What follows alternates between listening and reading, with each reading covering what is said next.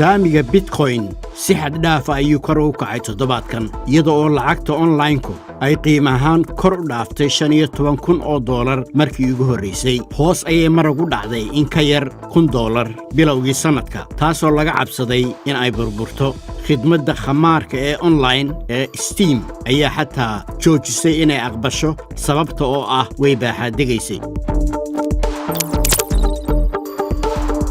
shirkadda Nissan waxa ay ku dhawaaqday qorshaha taxi aan cidi wadin oo iswada dalka Japan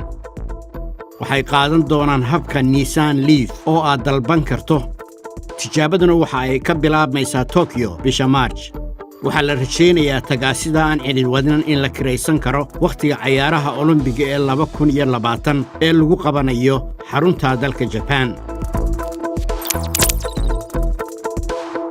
filimada in lagu isticmaalo xayawaanku waa wax adag hase yeeshee culimada sayniska ee dalkan Britain ayaa waxa ay samaynayaan aflaam ay u eg kuwa xaqiiqada ah iyadoo la isticmaalayo hab cusub oo sawirka tiknoolajiga waxa la isticmaalayaa ay noocyadeedu kala duwan yihiin oo dhaqdhaqaaqooda la duubo waxaana samaysay jaamacadda Bath ee Ingiriiska codka dad shilaayo oo bini'aadmiya ayaa markaa lagu duubi karaa aragga xayawaanka oo markaa la daawan karo sawirkii Mona Lisa ayaa la sameeyay mid aad u yar oo indhuhu aanay qabanayn oo lagu magacaabay habka DNA origami sawirkan yar ee kii uu gacanta ku sawiray ee caanka ahaa Leonardo da Vinci ayaa waxa uu ka yariyay bakteeriya aan ishu qabanayn